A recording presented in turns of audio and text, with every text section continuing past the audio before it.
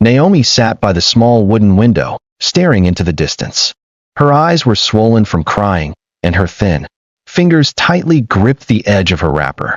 She was only 19, but life had already dealt her heavy blows. Her mother was dying slowly and painfully from a disease the doctors said needed urgent surgery. If not, she would not live. Naomi had no money.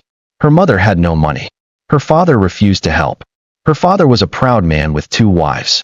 Naomi's mother was the first wife, gentle, loving, and humble. But the second wife, Clara, was loud, wicked, and manipulative. Clara had a daughter named Bella, who was the same age as Naomi. Since childhood, Bella had treated Naomi like a slave. Bella enjoyed every good thing in the house, while Naomi was made to clean, cook, and suffer. Her father never said a word, even when Clara insulted Naomi's mother right in front of him. Naomi wiped her tears as she remembered what the doctor said. They needed 1 million naira for the surgery. Her heart broke. Where would she get that kind of money? She had sold everything, even her clothes, her mother's wrappers, and cooking pots. Still, the money wasn't enough. That evening, Clara walked into the room without knocking. She stood at the door, folding her arms, and said coldly, "So, your mother is still breathing. I thought by now we'd be free from her burden." Naomi said nothing. Clara continued, "Well, there's someone who wants to help you," she said. "He will pay all the hospital bills, but you must agree to something." Naomi looked up slowly. Her heart began to pound. "What is it?" Clara smirked. Her voice was low and wicked. "He wants to marry you. He is crippled, but very rich." Naomi's heart skipped. For a moment, she thought she didn't hear it right. "Marry? Who? What kind of joke is this?" Clara leaned closer. "You don't have a choice, Naomi. This city doesn't care about beggars or sick old women. Either you marry him or start preparing for your mother's funeral." Naomi's chest tightened. Her mouth went dry. Just then, she heard her mother coughing weakly in the next room. The sound made her heart shatter. Clara walked off, leaving her alone with the silence. The morning was dull and gray, like Naomi's spirit. The clouds hovered over Dawanu City, threatening rain. Naomi hadn't slept. Her eyes were red, and her stomach empty. Her head ached from thinking all night. How could she marry a man she had never met, just because he was rich? How could her mother's life be reduced to a transaction? But the sound of a car horn changed everything. Clara stormed into the room without knocking, holding a faded pink gown in her hands. "Wear this. He's outside. He came to see you."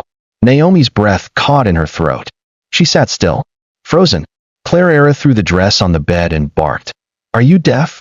He's waiting." Naomi stood slowly, her legs weak. Her hands trembled as she changed into the dress.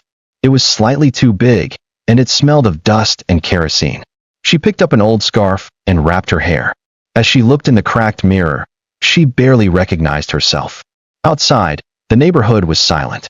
Children who normally played by the roadside had paused, staring wide-eyed at the large, black SUV parked in front of their compound. 2 muscular men in black suits stood near the car. One opened the back door gently, and that's when Naomi saw him. A man rolled forward in a sleek, custom wheelchair.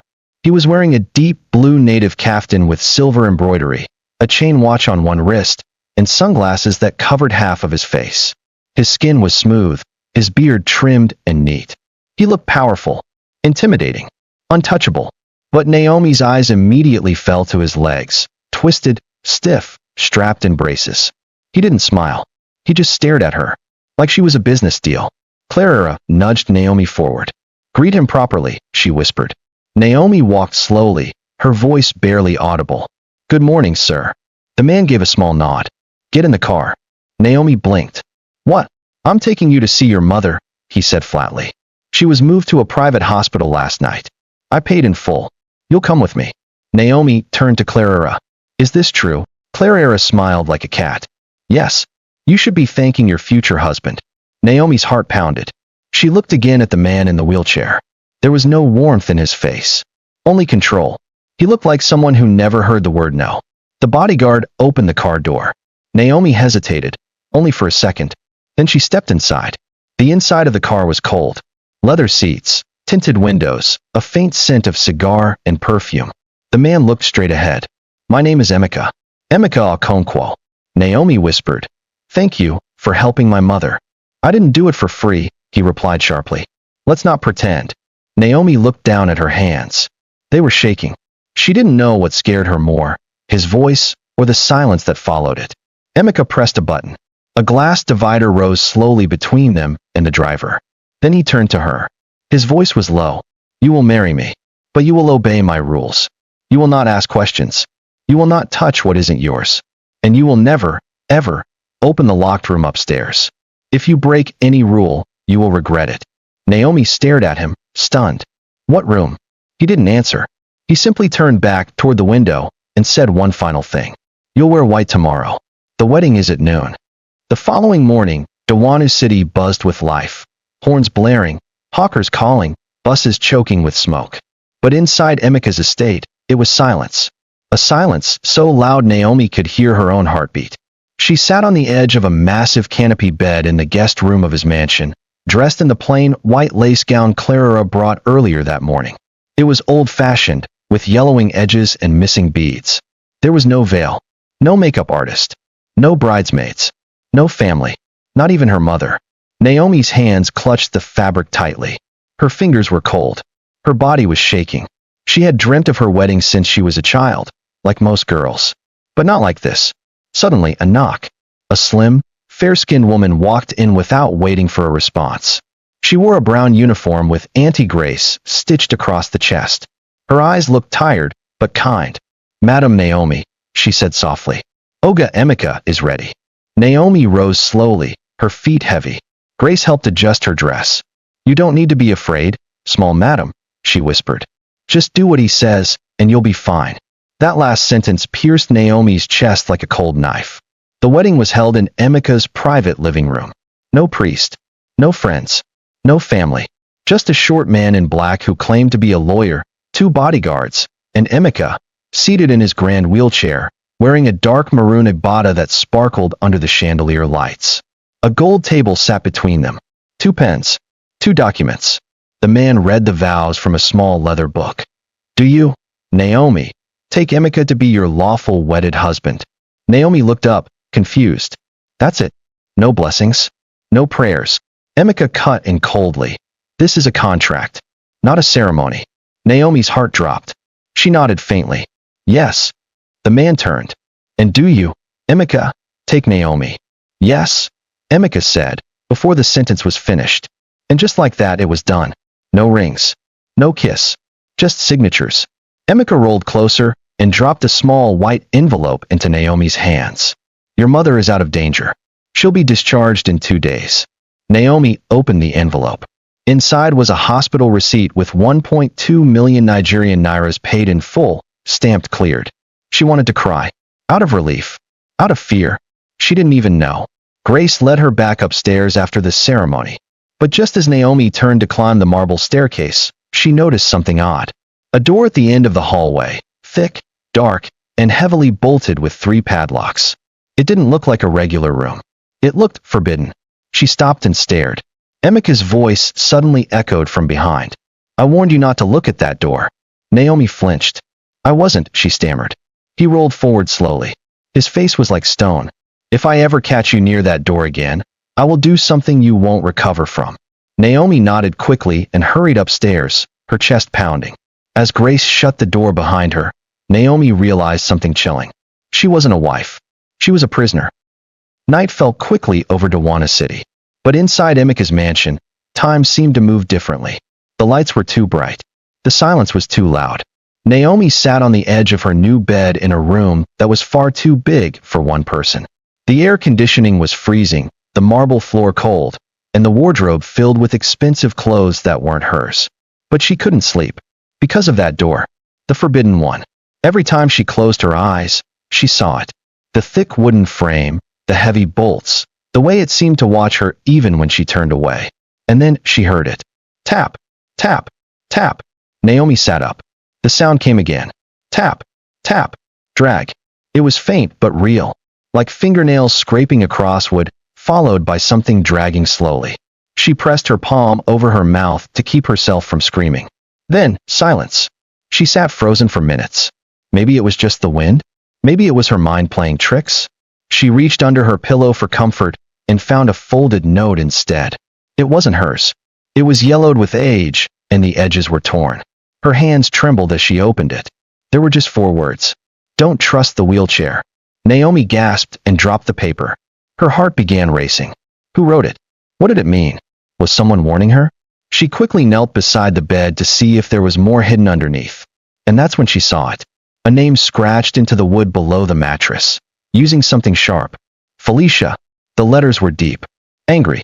Screaming. She stood up quickly, wiping her hands on her wrapper.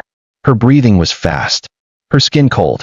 She didn't know anyone named Felicia, but the name felt like a warning, like a ghost whispering from the shadows. The next morning, Naomi didn't say a word to anyone. Not to Grace. Not to Emeka. Not even when Emeka summoned her to sit with him at breakfast. He ate alone, slowly chewing, his eyes on his tablet. She tried to act normal, but her mind was spinning. She needed answers. After breakfast, Emeka left the house with his bodyguards. Naomi watched from the upstairs window as the black SUV rolled away. She had maybe 1 hour. She grabbed a hairpin from her drawer and crept down the hallway. Every step toward that locked door made her feel like her heart might explode. She reached it, put her ear against it. Silence. But the silence felt too quiet. Forced. She tried the first padlock with the pin. Nothing. Second one. Still nothing. The third one clicked halfway, but refused to open. Then she heard something behind her. A faint voice. Why are you there? Naomi spun around, eyes wide. It was Grace, holding a tray of tea, standing like a shadow in the hallway. Naomi stammered. I got lost. Grace looked at the locks, then back at Naomi. Her voice dropped to a whisper. Don't go near that room again. Not if you want to stay alive. Naomi couldn't sleep that night either. Even after Grace's warning, her mind refused to rest. The name under her bed, the note, the dragging sound, the cold silence in Emeka's mansion, all of it spun through her thoughts like a haunted lullaby. She knew one thing for sure. Felicia was real. And whoever she was, her name was scratched with desperation. Naomi sat at her vanity table, staring at her reflection.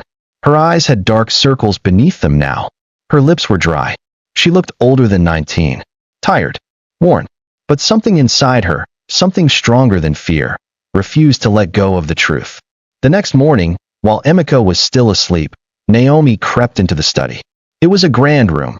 Shelves of old books, antique furniture, and the sharp smell of polished wood.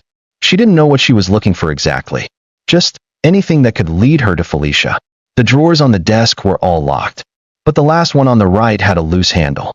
When she pulled hard, it opened halfway, enough for her fingers to slip inside. She touched paper. She pulled out a small photograph. Her heart stopped. It was a wedding photo, but the bride wasn't Naomi. It was a beautiful young woman, maybe in her early 20s, dressed in white lace and smiling. Her eyes sparkled with life. She stood next to Emeka, who, in the photo, was also in a wheelchair. But his face looked different. Younger. Softer. At the back of the photo, written in faded ink. Felicia Emeka, March 2017. Naomi gasped. So it was true.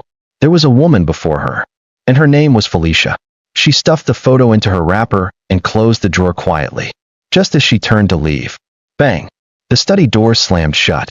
Naomi's whole body jumped. Standing by the door was Grace. Her face was pale. Her hands trembled.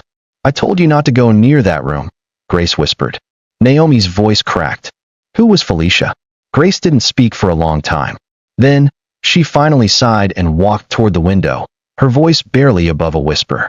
She was the last girl, she said. She lived here. Just like you. Came to save someone in her family. Emeka paid their hospital bills. Promised her a future. Naomi's throat tightened. What happened to her? She asked. Grace shook her head. She started asking questions. Got too curious. Too close to the door at the end of the hall. Naomi took a shaky step forward. Is she dead? Grace looked her in the eye for the first time. Her expression was hollow. Empty. No one knows. One day, she just disappeared. And Emeka said nothing. Naomi clutched her chest. But, why won't anyone talk about her? Grace turned slowly, her eyes full of fear. Because in this house, when you disappear, you're erased. That night, Naomi lay in bed, holding the photo tightly in her fist. Her tears soaked the pillow. She knew one thing now. She wasn't Emika's first bride. And if she wasn't careful, she wouldn't be the last to disappear either. Naomi couldn't stay silent anymore. That night, she made up her mind. She had to get out of that house, even if it was just for an hour. She needed answers. And there was only one person who might know the truth. Musa, the old gatekeeper. He used to guard Emika's mansion before the younger security boys took over. Naomi remembered seeing him once during her first week there, sitting outside a kiosk near the compound gate, whistling to himself and chewing sugarcane. People in the neighborhood said he had worked for Emika for over 10 years. Until one day, Emika fired him without reason. Maybe Musa knew something. Maybe he had seen Felicia. Maybe. Naomi slipped on her wrapper and covered her head with a scarf. It was midnight. Everyone in the house was asleep. Even Grace. She tiptoed out through the back door and walked quickly through the garden path toward the side gate. Her heart pounded as she unlocked it with the spare key she had stolen from the kitchen drawer. The city air outside was warm and heavy. Cars zoomed past in the distance. Dogs barked from nearby compounds. She hurried through the street, holding her scarf tightly around her face. She found Musa sitting under a faded umbrella at his small kiosk. He looked up as she approached. Madam, he said, surprised. You know supposed day outside by this time. Naomi sat on the bench beside him, her voice trembling. Please, Baba Musa. I need your help. He stared at her closely, then lowered his head and sighed. I don't old. I know day involved for their wallow again. Naomi reached into her wrapper and pulled out the photo of Felicia. Do you know her?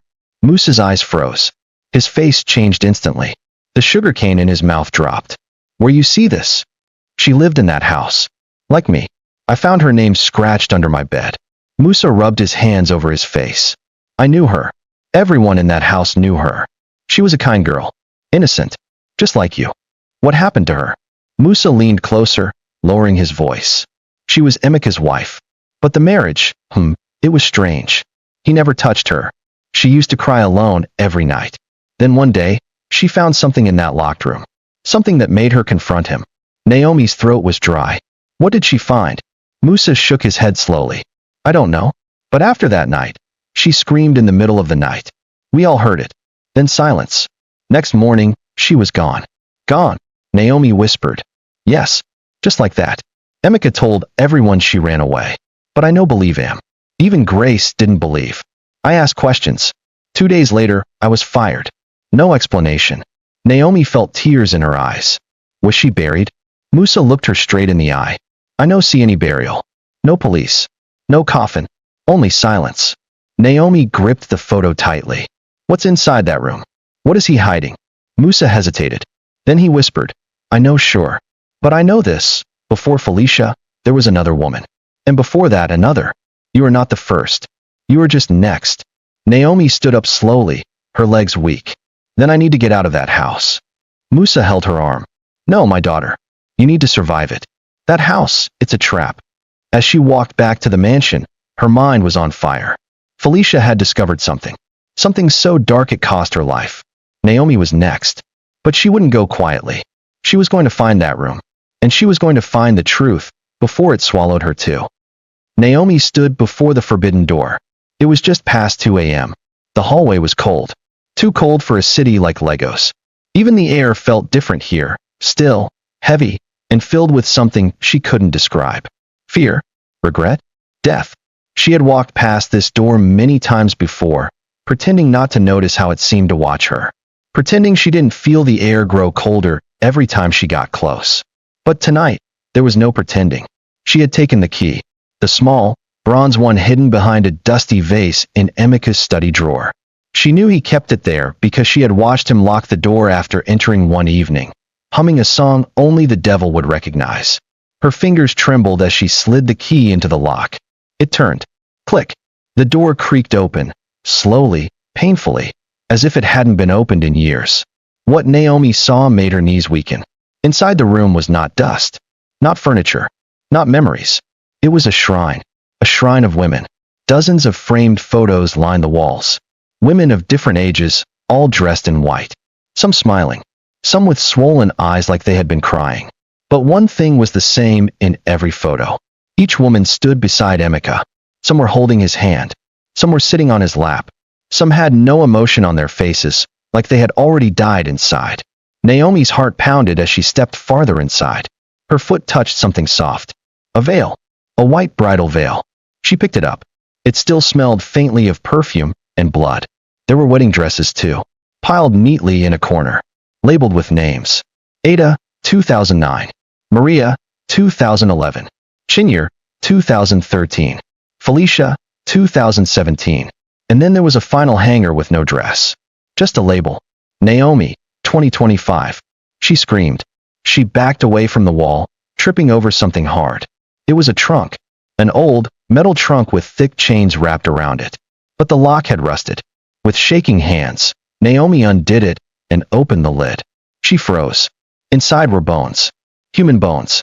Small. Fragile. Some still with scraps of cloth. A necklace. A half-burnt diary. Naomi fell to the floor. Her stomach turned. She vomited right there on the wooden boards, shaking uncontrollably. This wasn't a home. This was a graveyard. And she was the next name. She backed out of the room, tears running down her face. She locked the door again and returned the key. But the damage was done. She knew the truth now. Emeka wasn't just a rich man in a wheelchair. He was a collector. Of wives. Of secrets. Of souls. That morning, Emeka wheeled himself into the dining room like he always did, smiling like nothing was wrong. "Did you sleep well, my beautiful wife?" he asked. Naomi didn't respond. She just stared at him, cold, distant, shaking. She knew he saw the fear in her eyes. And he smiled wider. That night, Naomi couldn't sleep. Even though she was back in her bedroom, the images from the forbidden room refused to leave her mind. The dresses, the bones, her name hanging on an empty hanger. She curled up in bed, hugging herself tightly, wishing the sun would rise faster. But in that mansion, time moved slowly. Like it, too, was scared of what lurked inside the walls. Then she heard it. At first, she thought it was her imagination. A soft scraping sound under the bed. She froze. The sound stopped. Then a whisper. "Naomi." Her heart nearly stopped.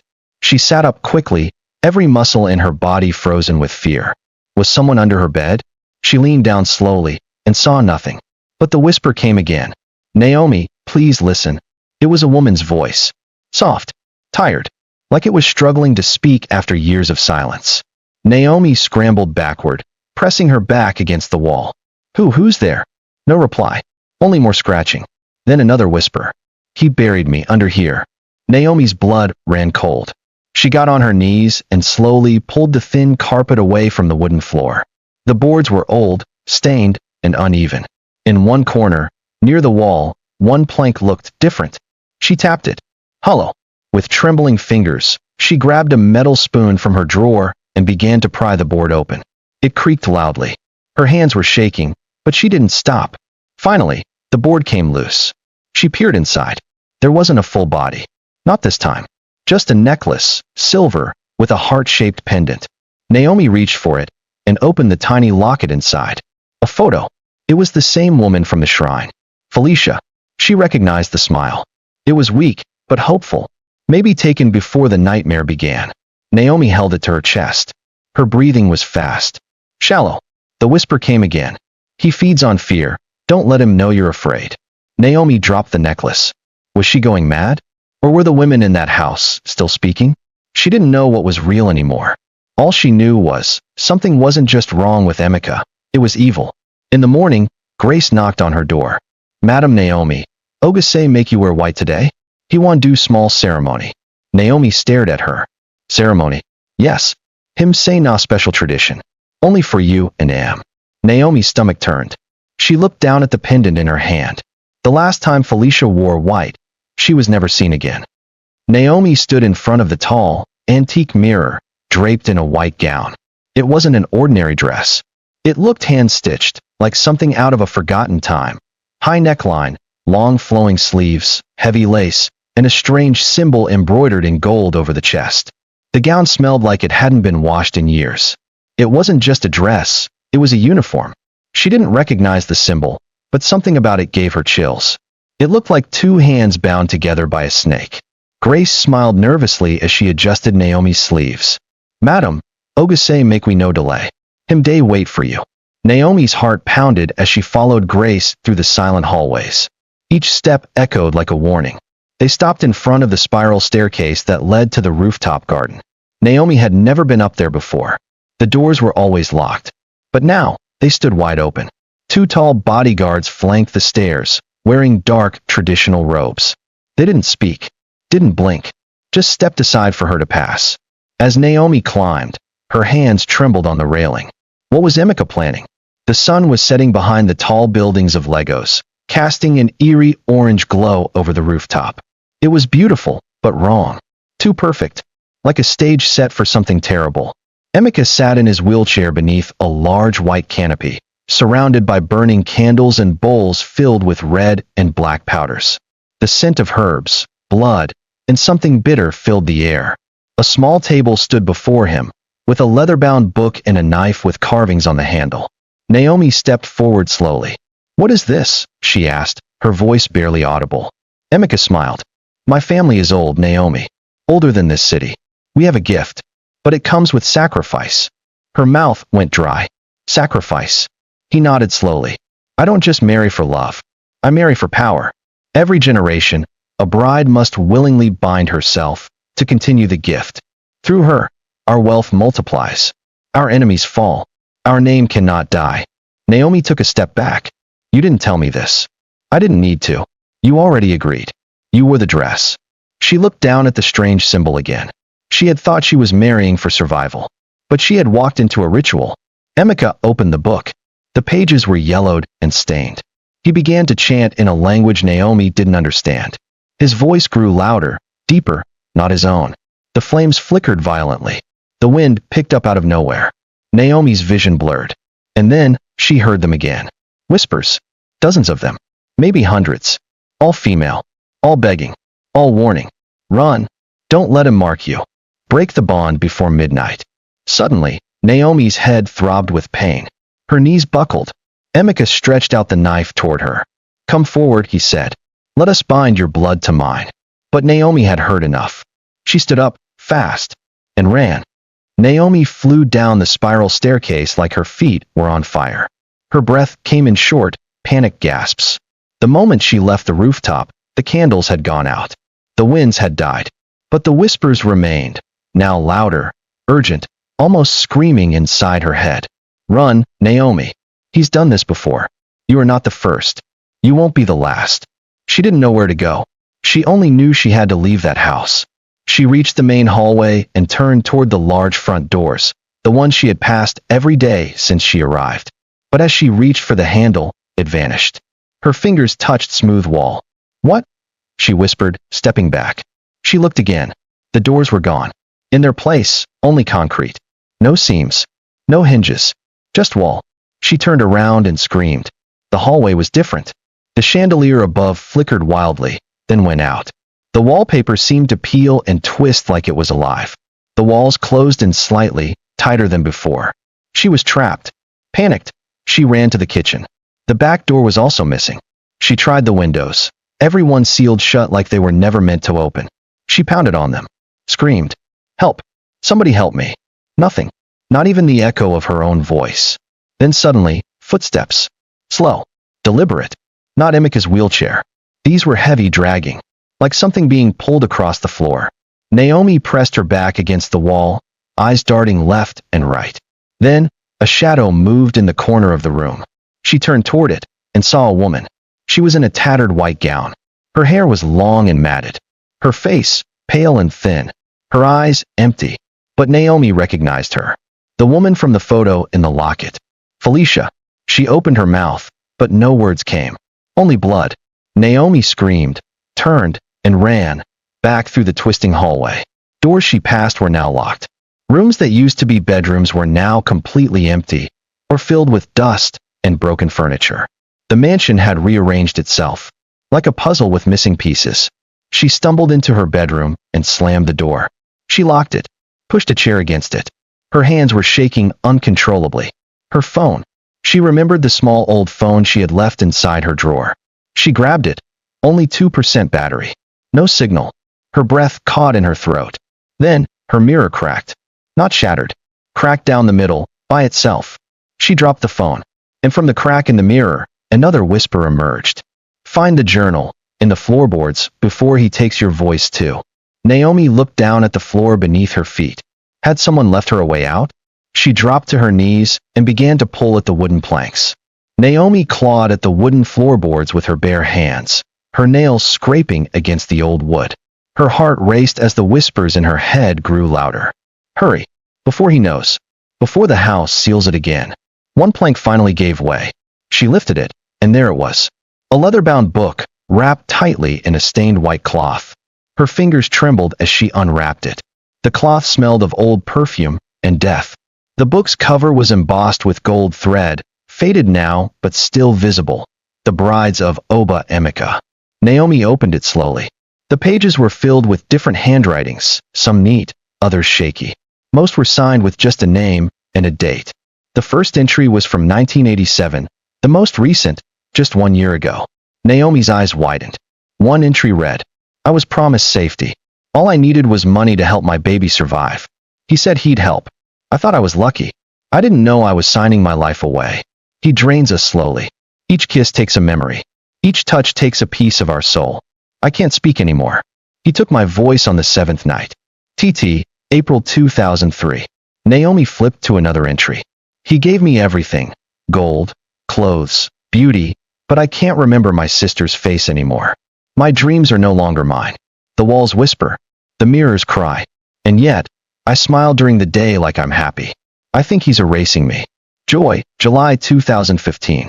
Then one name caught Naomi's breath in her throat. Felicia. I begged them not to let him marry me. I begged my aunt. My uncle. Nobody listened. He married me in silence, under the blood moon. The house clapped. Yes, the walls clapped. I've seen the others. They wander these halls. Mouths open. Eyes empty. If you find this, run. Don't eat anything after the 3rd night. Don't sleep under the white canopy. And whatever you do, do not kiss him. Felicia, November 2019. Naomi dropped the book. Tears rolled down her cheeks. Her hands shook violently. It was real. Everything was real. This house. The whispers. The ceremony. She was not the first. She was simply the latest in a long line of sacrifices. She wanted to scream, but her throat tightened. A cold wind passed through the room, though the window was shut. The candle beside her flickered, then died. She looked up and saw the mirror again. This time, she didn't see herself. She saw Felicia standing behind her, face pale, gown soaked in blood. Felicia raised a finger to her lips. SHHHHH. Then, the door creaked open. Grace stood there, her expression unreadable. I told you not to dig, she whispered. Naomi's mouth was dry. Her voice refused to come out. Her hands still clutched the open journal as she stared at Grace in the doorway. Grace, she whispered, voice hoarse. You knew? Grace's eyes dropped to the floor. She stepped inside and quietly closed the door behind her. Yes, she said softly. I knew. I know everything. Naomi stood up, trembling. Why didn't you tell me? Why didn't you warn me before? Grace took a deep breath. She looked tired, not just physically, but in her soul. She walked over to the corner of the room and sat gently on the floor, legs crossed. I wanted to. Many times, she said. But I've been here too long. The house listens to me. It punishes me every time I disobey. I've seen girls disappear for less than a whisper. Naomi slowly sat beside her. You were one of the wives? Naomi asked. Grace nodded. I was the 5th. Married in 1996. I was 22. I came from Abadan. I worked as a nurse. My brother was in an accident. He needed surgery. Emeka offered to help. She gave a bitter laugh. I thought I was clever. I told myself I would marry him, take the money, help my brother, then quietly divorce him. I didn't know you don't leave Emeka. You don't ever leave this house. Naomi's heart beat faster. But why? What is he? What is this place? Grace's eyes met hers. I don't know what he truly is, Naomi. All I know is, he's not just a man. He was born with power, cursed or blessed. I can't say. But something happened to him in this house. And every woman who marries him becomes a part of that curse. She leaned in closer, her voice barely above a whisper. We become the offering. Naomi's blood ran cold. Grace continued. The house feeds on us. Our voices. Our memories. Our souls. That's why the others, Felicia, Joy, TT, they never left. Their bodies may be gone, but their spirits are trapped. The mirrors, the walls, even the whispers, they are the voices of all the brides before you. Naomi clutched the journal tighter. Then we have to leave. We have to find a way out. Grace shook her head slowly. You can't. Not after the third night. That's when the house seals your fate. You start to lose yourself, little by little. First your dreams, then your memories, then your voice. Naomi blinked. But tonight is the second night, Grace said. You still have one chance. But if you sleep under the white canopy again, it may be your last. Naomi's thoughts raced. How do I break it? How do I break the curse? Grace stared at the candle as it flickered back to life by itself. There is only one way, she said. Naomi leaned closer. You must burn the wedding bed. But you have to do it before midnight, and before Emeka kisses you. Naomi stood slowly. Her eyes burned with new fire. I'm going to do it, she said. I won't end up like the others. But before Grace could respond, the room shook. Not gently, violently. The floor trembled beneath them. The journal fell from Naomi's hands. A loud boom echoed through the mansion. Then, Emeka's voice, low and calm, called from somewhere upstairs. Naomi, come, my wife. It's time for dinner. Grace looked at her, terrified. You mustn't eat tonight. Do you hear me? The third meal seals the bond. Don't let him feed you. Naomi nodded, her throat dry. The game had changed, and midnight was coming. The long hallway leading to the dining room felt colder than usual. Naomi's bare feet made no sound as she walked past the ancient oil paintings and mirrors. The chandeliers above her flickered faintly, like candles ready to die out. Her stomach twisted in fear and hunger. She hadn't eaten anything since the morning, and yet, Grace's warning echoed louder than her hunger pains. Don't eat tonight. The third meal seals the bond. As she stepped into the dining hall, her breath caught in her throat. It looked nothing like the dusty room she'd seen the first day. The walls were polished gold. Velvet drapes hung from the windows. The table was long, easily stretching 20 feet, and lined with glittering plates and steaming dishes of exotic meals, roasted duck, peppered goat, fruit soaked in syrup, jollof rice that smelled like firewood and fresh herbs. At the head of the table sat Emeka. He wore an emerald green agbada embroidered with silver threads. His dark eyes glowed under the candlelight. His wheelchair was positioned like a throne. He smiled when he saw her. My queen, he said, raising a glass. You look radiant tonight. Naomi walked slowly to the seat across from him. She forced a smile. Thank you. He gestured. Please. Sit. Eat. You must be starving. She sat. A maid appeared from the shadows, wearing white gloves and a blank expression. She filled Naomi's glass with dark red wine and removed the lid from a steaming plate in front of her. Naomi stared down. Fried plantains, soft EBA, rich egusi stew, and a side of grilled fish. Her mouth watered instantly. But then she saw it, the faint shimmer above the food. Almost invisible, like heat or spirit rising from the plate. The same shimmer she'd seen above the wedding bed. Emeka sipped his wine. You're not eating. Naomi smiled again, even as her hands trembled under the table. I will. I'm just taking it all in. This is beautiful. He chuckled, his voice warm. A meal is sacred in our tradition, especially for a new bride. The first 3 meals, breakfast, lunch, and dinner, represent the body, mind, and soul. Naomi froze. He continued, you ate breakfast yesterday. You took lunch this afternoon. Now all that remains is your soul. Her breath caught. He knew. He knew everything. She picked up her fork slowly, pretending to stab a piece of plantain. But her hands were shaking. I wanted to ask, she said, what happened to your other wives? Emeka didn't flinch. He set his wine glass down carefully and leaned forward. The smile never left his face. They stayed where they belonged. In the house. In me. Naomi nearly dropped her fork. Emeka's eyes darkened. They made choices, he said. Some foolish. Some brave. But in the end, they all accepted their fate. As you will. Naomi stood up suddenly. Her chair scraped loudly against the marble floor. I'm not hungry, she said. The air in the room shifted. Emeka's smile faded for the first time. The lights dimmed. The candles flickered. You should sit, Naomi. I'd rather not, she replied. The maid beside her took a sudden step forward, but Naomi backed away quickly. I said I'm not hungry, she shouted. There was a long silence. Then Emeka laughed, low, rich, and terrifying. He waved a hand. The food vanished. In an instant, the grand feast disappeared into nothingness. The golden walls turned gray again. The drapes crumbled into dust. Naomi gasped. It had all been illusion.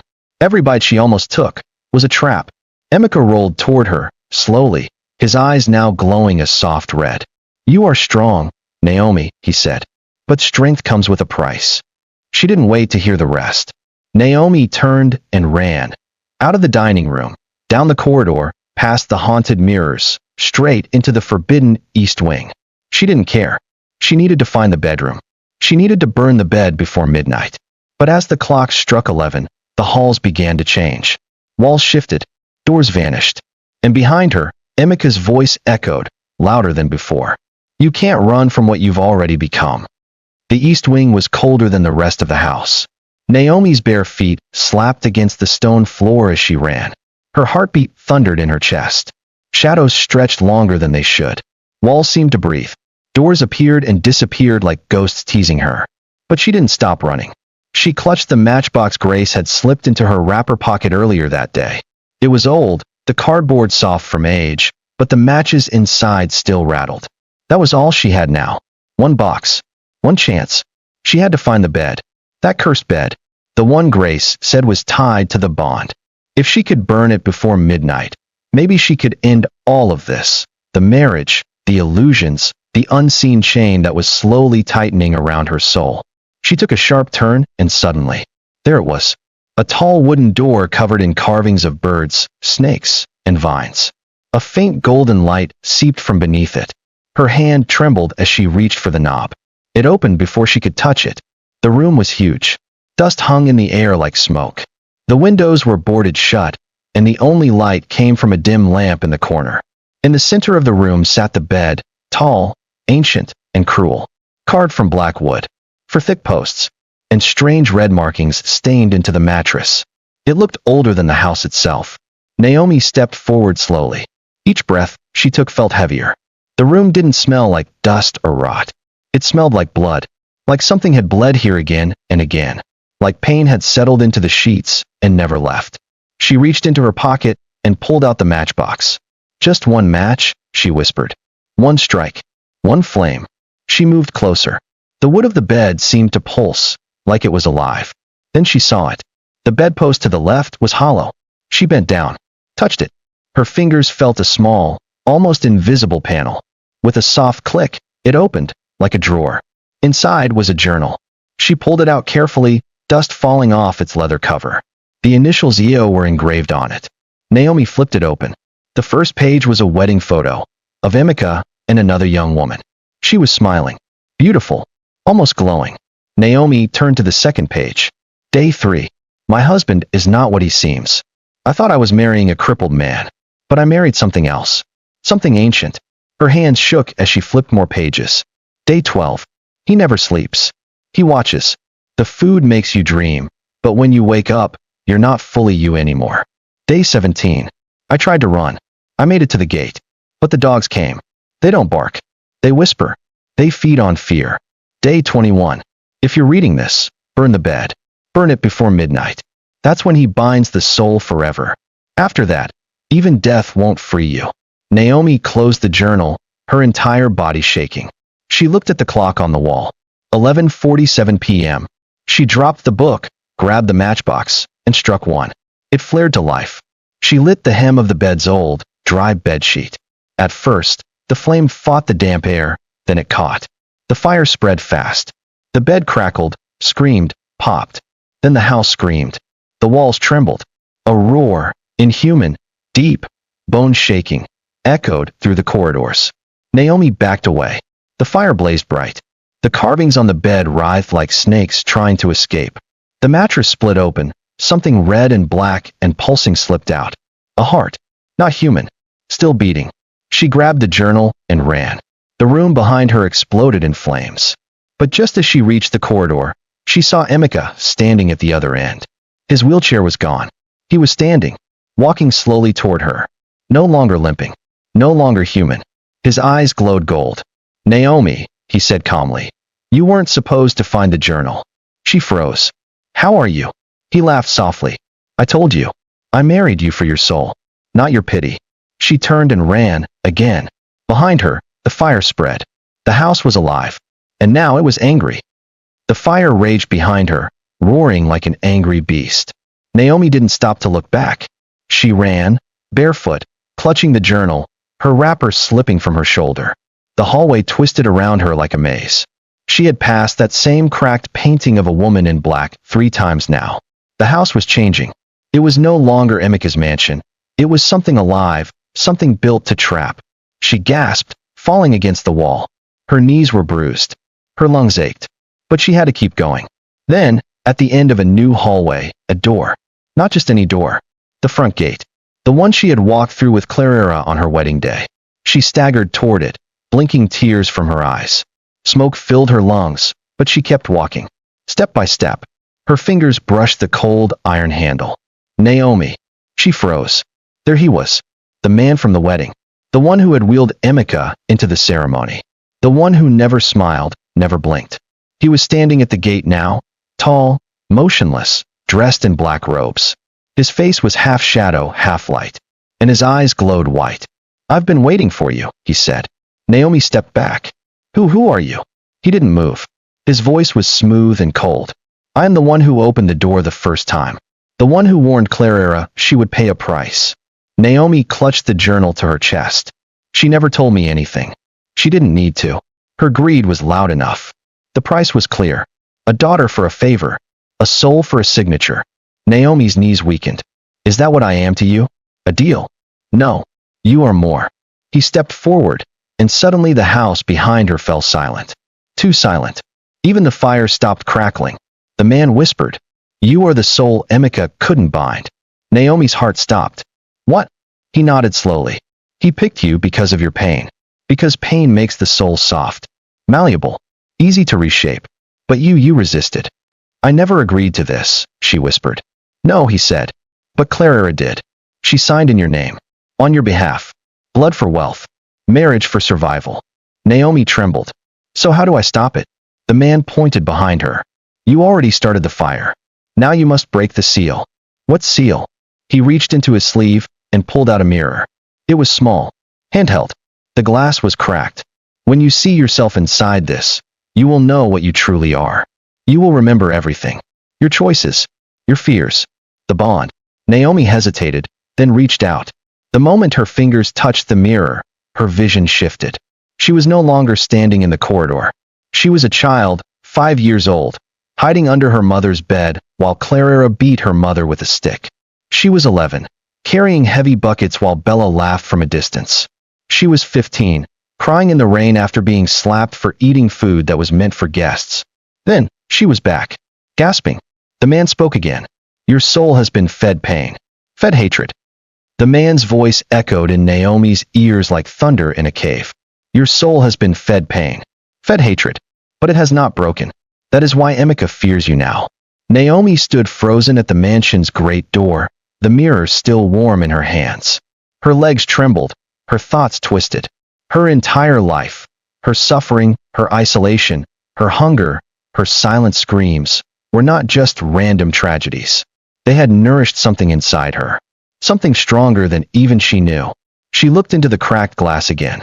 Her reflection blinked back, but it didn't match her expression. The version of herself in the mirror wasn't afraid.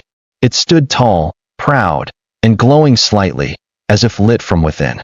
And her eyes burned silver. Naomi dropped the mirror. It didn't shatter. It just spun once on the floor, and then stopped, pointing at the man in black. What is this? She asked. He stepped forward. Your resistance has unlocked the final part of the bond. He cannot take what you do not offer freely. But now, Emika is desperate. He will offer you something next. Something that seems too good to refuse. Naomi frowned. Like what? The man smiled, just barely. Your mother's life, in full health. Not just surgery. A miracle. Naomi's heart sank. How do you know that? I've seen many girls stand where you are now. Most say yes. But you must say no. If you say yes, you will wake up beside Emika again. But this time, you will not remember who you were. Suddenly, the house screamed again. The fire had returned, now licking the walls from the inside, melting chandeliers, splitting ceilings. The carved heads on the walls were weeping black tears. The air was filled with whispers, hundreds of voices speaking Naomi's name. The man's white eyes flickered once. You must choose now. Do you walk through the gate, or turn back to burn what's left of your bondage? Naomi looked at the gate. It was open, just a few steps away. Beyond it, she saw the city again. Cars honking, a bus rushing past, normal people walking. Life, freedom. But behind her, that cursed journal, that half-burnt bed, that golden wheelchair, that deal signed in her name. Her hands curled into fists. Then, just as she took one step toward the gate, a scream tore through the house. It wasn't Emika. It wasn't Clara. It was her mother. Naomi. My daughter. Help me. Naomi whipped around. Her breath caught. The house was showing her mother, lying in a strange room. Her body twisted in pain. Her lips blue, eyes open but glassy. A machine beeped beside her, slowing. She's dying, a voice said beside her. Emika. But this time not walking. Not crippled. Not human. Something between. Tall. Straight-backed. Face smooth like wax. Fingers too long. Eyes pitch black, like two holes in the world. She has less than 5 minutes left, he whispered. You can go back inside. I'll sign the miracle. She'll walk again. Cook again. Laugh again. You'll see her dance, Naomi. Naomi blinked. Do I have to stay with you? He smiled slowly. Only forever. She looked at the fire. Looked at the man in black. Looked at the mirror. Looked at the gate. Her soul began to tremble, but not from fear. From power. Because now, for the first time in her life, she held the pen. The flames twisted like red serpents behind her. Naomi stood between two impossible choices, the gate to freedom and a contract written in shadows. Her mother's scream still echoed through the walls of that cursed mansion. Naomi, my daughter, help me. Naomi's legs buckled. The man in black robes said nothing now. He simply watched, silent and unreadable, as she turned back toward Emika, who no longer looked like a man, but a perfect sculpture carved from death itself. His eyes were hollow. His smile was patient. You can go back in, he said softly. Give me your hand. Say yes. Your mother will live. That's all I need.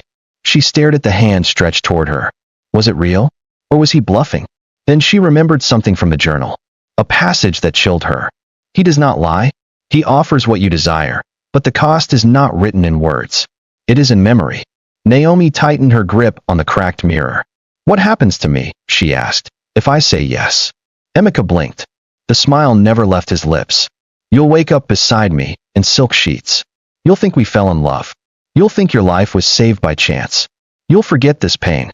Forget who you were. You'll forget even this house. Naomi stared. Forget? Forget her mother's cries? Her suffering? The taste of hunger? Bella's wicked laugh? Clara's slap? The day she bled through her dress scrubbing floors because no one taught her about her own body? No. No. If she forgot all that, who would she be? Who would she fight for? No. Her voice came out strong, clear, fierce. Emika tilted his head, confused. What did you say? Naomi took a step back. I said no. You don't get to rewrite my story. Not with silk sheets and fake memories. My pain made me strong. I will carry it. I will not sell it. The man in black smiled for the first time. Emika's face twisted, shifting, melting, the skin peeling like wet cloth from a skeleton made of ash.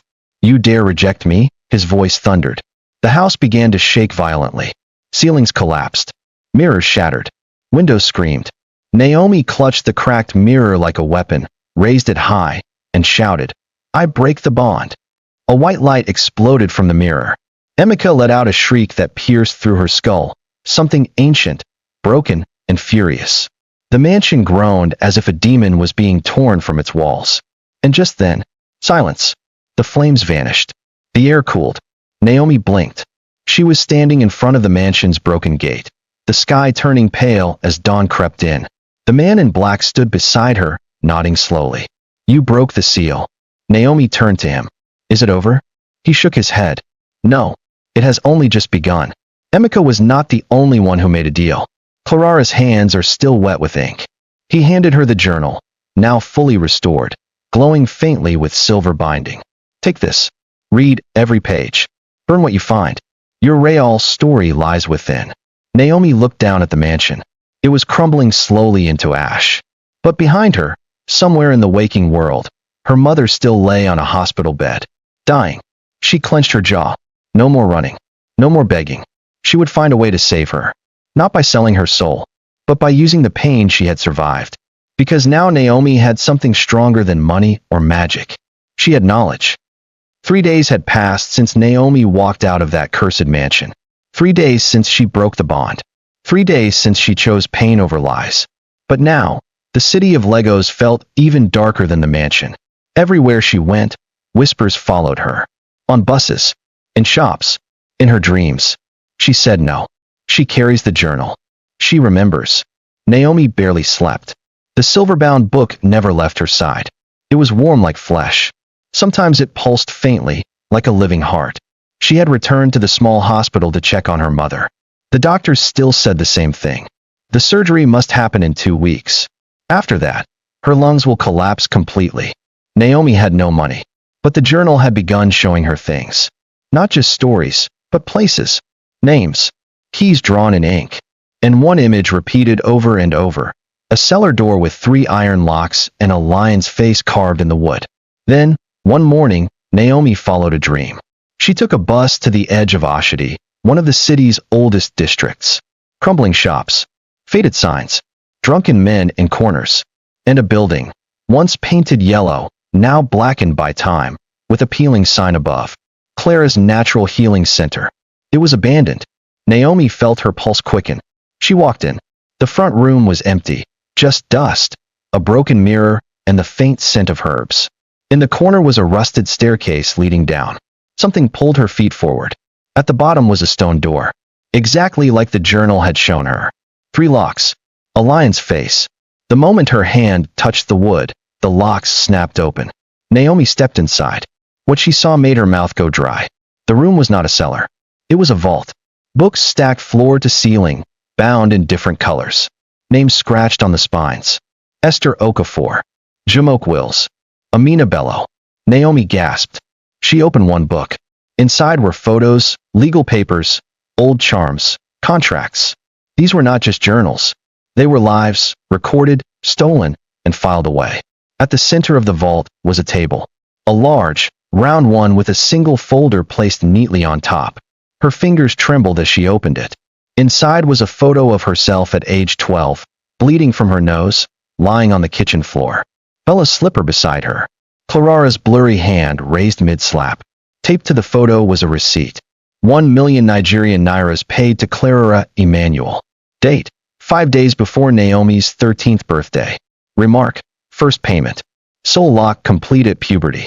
Naomi fell back against the wall. She wasn't just tricked by Emeka. She was sold. By her stepmother. Long before she ever met him. Suddenly, something shifted behind the wall. A scraping noise. Naomi stood up, heart racing, and found a narrow crack in the stone. She pulled it open, and inside was a small hidden room, lit by a red lantern. And in the middle of the room, a girl, alive, shackled, covered in scars. Naomi's voice broke. "Who are you?" The girl looked up, her face pale, her voice weak. "I'm Bella." Naomi's knees buckled. Her mouth opened, but no sound came. "Clarara's real daughter died 10 years ago. I've been trapped here ever since."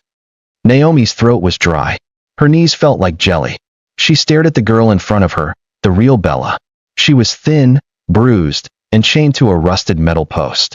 Her lips were cracked, her fingernails black with dirt, and her voice sounded like someone who hadn't spoken in years. "Bella? But, you're Bella," Naomi stammered. The girl coughed and shook her head weakly. "No, I was Bella. Clara took me. Changed everything." Naomi slowly stepped into the room, her heart beating in her ears. The fake Bella, the one who'd tormented her for years, poured hot water on her feet, locked her outside in the rain, wasn't real? Naomi dropped the journal to the floor. "Start from the beginning," she whispered. Bella nodded, tears falling slowly from her hollow eyes. She had been 9 years old when her mother died in a bus accident. Her father, a petty trader in Mushin, had no one to help. One day, Clara came to their small compound offering to adopt her. She looked kind. Her clothes were neat. She said she ran a school for gifted girls. "Your daughter will become a queen," Clara had promised her father. He agreed. But when Bella arrived at the school, She realized there were no other girls. Just one room, one bed, one mirror, and a red necklace Clara forced around her neck.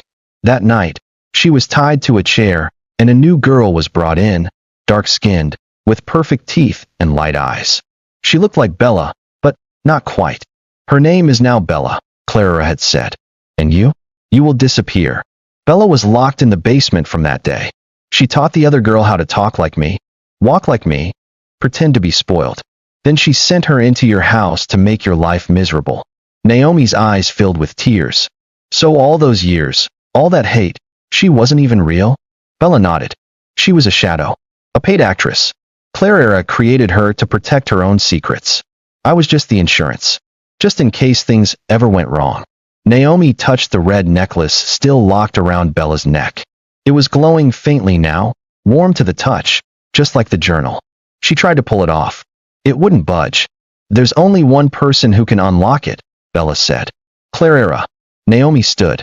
The journal buzzed on the floor like a phone ringing in silence. She picked it up and flipped to the last page. For the first time, words appeared on their own, as if responding to her discovery. The shadow lives. The original survives. But only one can wear the name. Naomi stared at the page. What did it mean? She looked at Bella again, then remembered the cold smile of the fake Bella, the one walking free in Legos, painting her nails and laughing with rich boys. One truth became clear. As long as the fake Bella existed, the real one would never be free. And Naomi's pain? It wasn't random. It was planned. All of it. Just then, she heard a sound upstairs, a shoe. High heels. Someone had entered the building. Naomi motioned for Bella to stay silent. She picked up the journal and crept back toward the stairwell. And what she saw at the top made her heart stop. Clara, alive, wearing black gloves. Her eyes blood red. Her smile razor thin. She wasn't just wicked. She was prepared. And she was holding a gun. I told Emeka not to let you live, Clara said, her voice cold. But no. He believed you were pure. Strong. A fighter. Look where that's gotten you. Naomi's feet froze on the stairs. Clara took another step forward, aiming the gun at her chest. Now, you've found the vault. You found the girl. And I'm here to bury the past. Clara's black heels echoed on the dusty floor of the abandoned building.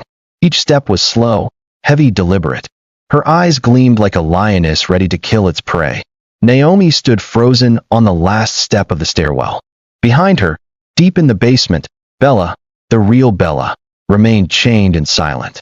Naomi's hands gripped the journal tightly to her chest. So you found the truth, Clara said, smirking. And what will you do with it, little Naomi? Run to the police? Show them magic and shadows and a stolen girl? They'll laugh in your face. Naomi's voice was calm, but her fingers trembled. You kept your own daughter in chains. You created a fake one. You destroyed people's lives. Clara tilted her head. Correction, I saved my life. You think a woman like me can survive in this wicked city without control? Without sacrifice? She raised the gun, pointing it directly at Naomi's forehead. Hand me the book. Naomi didn't move. I said, hand me the book.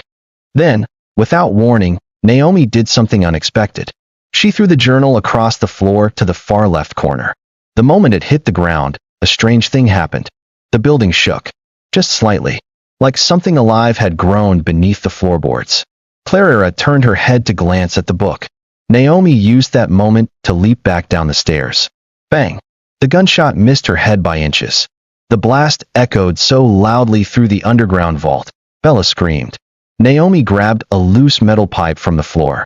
Her hands were slick with sweat. But her fear was gone. She was ready to die if she had to. She whispered to Bella, if she kills me, burn the journal. Bella nodded, eyes wide, still chained. Then Clara appeared at the top of the stairwell, her face twisted in rage. You stupid, foolish little girl. Do you know who I am? I am a mother of legacies. You think I built all this to lose it to a 19-year-old RAT? Naomi took a deep breath. You're not a mother. You're a monster. Clara descended, gun still aimed, rage making her hands tremble. Naomi backed up slowly toward Bella's cell. Suddenly, bang! The second bullet fired, grazing Naomi's arm. Blood poured down her elbow. She screamed. But just before Clara could fire a third time, a voice boomed from behind. Drop the gun. Everyone froze. Upstairs, standing in the broken doorway, was Emeka. He held a cane in one hand, and in the other, a small remote control with a blinking red light. Clarara's face collapsed into shock. You were watching. You betrayed me. Emeka limped into view, his eyes colder than Naomi had ever seen them. You betrayed all of us long ago. The contract was to protect her, not kill her. Naomi stared. Wait, protect me? Emeka nodded, keeping his eyes on Clarara. You were never meant to marry me. I only agreed to the deal because I thought you were special, clean, untouched by this city's rot. But Clarara, she tricked us both. Naomi's head spun. What deal? What protection? Why did Emeka have a remote? Then Clarara laughed, bitter and broken. Too late. You think stopping me will fix everything? The ritual is already in motion. The shadow girl is rising. The price has been paid. Naomi stepped forward, blood still dripping down her arm. Then let me pay the price. Clarara turned to her, eyes wild. You don't know what that means. Maybe I do, Naomi whispered. Maybe I'm tired of being everyone's pawn. Then she turned to Emeka. Give me the remote. He hesitated, then tossed it to her. Naomi caught it. Her thumb hovered over the button. What happens if I press this? Emeka's voice was quiet. The vault burns. The shadows die. But so does the power, the money, the secrets. Naomi looked at the journal, then at Bella, then at Clarara, who was now begging, trembling, weeping. Please, Naomi, I made mistakes. I just wanted to build a name. For Bella, for all of us. Naomi's hand shook over the remote. One press, and the story ends. But she didn't press it. Not yet. Instead, Naomi stepped forward and looked Clarara in the eyes. You didn't build a name. You buried 100 lives to wear a crown made of ashes. And with that, she crushed the remote under her foot. Crack. The blinking red light stopped. The silence that followed was louder than the gunshot. Clarara collapsed to her knees. The journal stopped buzzing. And for the first time in years, the building was truly still.